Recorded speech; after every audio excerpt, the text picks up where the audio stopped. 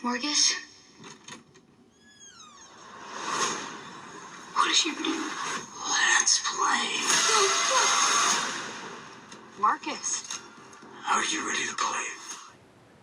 Hello everybody, welcome back to Screenstars. I'm here today to bring you my review for the 2023 horror film All Fun and Games. The film is directed by Aaron Celeboglu and Ari Costa, and it stars Asa Butterfield and Natalie Dyer.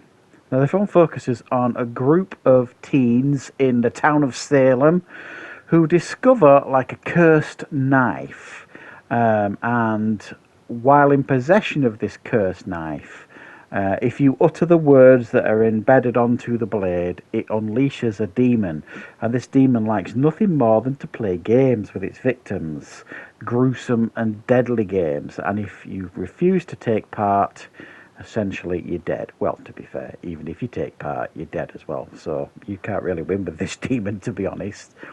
And it is up to these teens to try and figure out a way to survive the night. Right, what are my thoughts on All Fun and Games?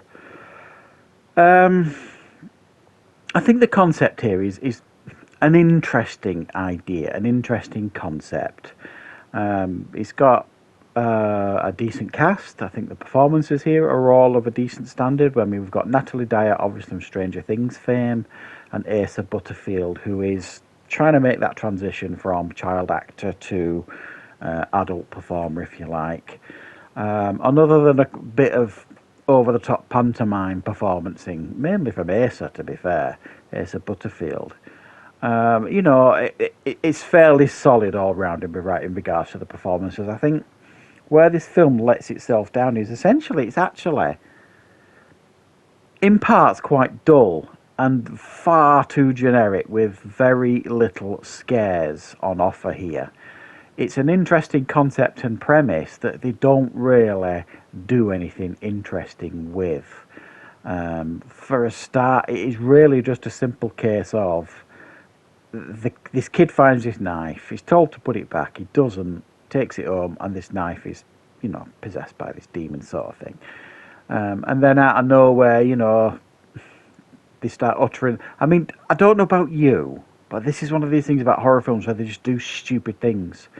I don't know about you, but if I found a knife, a dirty knife, and then when I rubbed it off and it had like creepy words on it, I wouldn't be uttering those words out loud. You might do it in your head because you're reading it, but nobody says it out loud, and that's what really gets me with movies like this. Nobody does these things, and that's the big problem with this film. When you've got this kid this young kid, Joe, who finds the knife, he's the one that initially is possessed by this demon, and then it basically threatens everybody else at the house who wants to go to this party, as teens do. We know you're not going to go. If you do, I'm going to call my mum and I'm going to get you all in trouble. So they all agree to play this game with him, and then that gets them all hooked into the game because they have to repeat this phrase. And again, it stretches the believability too much. This kid in their mind is stopping them from going to a party. Because he wants to play a game. It's not as if he's a toddler or anything. And then he's insisting they all repeat this phrase after him, and they all do it because they don't want to get in trouble for wanting to go to this party. You're just thinking, it's not normality, it's just not reality. You know what I mean? You give him a good clip round the ear hole, send him upstairs to his bedroom, and, whoever's going to the party, go to the party, and whoever's babysitting. And then, for this demon to possess you, you've got to utter the other creepy words on the back of the knife, and you just wouldn't do it. So I really struggled to get past the believability factor of this, and the fact that this demon, it's almost like a demonic version of Loki or something. It just wants to be mischievous and play games, and it almost becomes a slasher film with a demonic twist, but not a good slasher film, really. And none of the characters are memorable enough for you to really care about them. They all feel quite self-centered, and none of them really stand out as being the heroic character that you can get behind. So they kind of fumble the ball here with this film. I think there is generally quite a lot of potential going into this film. There's a lot of,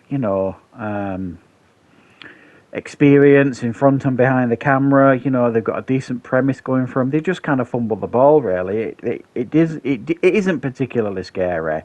It's not particularly gory. Some of the performances are too over the top when they're trying to be the demon. And it kind of borderlines on being funny at times, which isn't intentional. So it kind of misses the mark on a lot of different levels, this film. Is it fundamentally a bad film? No. But I think there's horror fans out there will watch this and pick holes in it and know that there are much better films out there that kind of deal with similar premises. This one is just one that is just going to get lost in the pack, shuffled near the bottom of the pack, and not many people are going to see. And the ones that do see it are probably going to come away from it thinking, well, that wasn't bad, but I won't be watching it again. Which, is not what you want for any film, never mind a horror film, like this one. But that's unfortunately what you get with this one. So it's not really a horror film that I can recommend.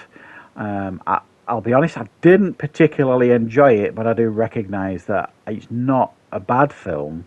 It's well made, it's got, decent production values and all this kind of stuff going on for it, and an interesting premise. It just didn't click with me. I didn't necessarily enjoy watching the film for the reasons that I've outlined. So for me, that's why I've given it a 5 out of 10, really. Very, very much down the middle. There may be some people watch this that would enjoy it a little bit more than me, but there's nobody going to watch this and think that this is like an 8 out of 10 or anything like that. I'd be very, very surprised anyway. So thanks for watching, guys. I hope you enjoyed this review.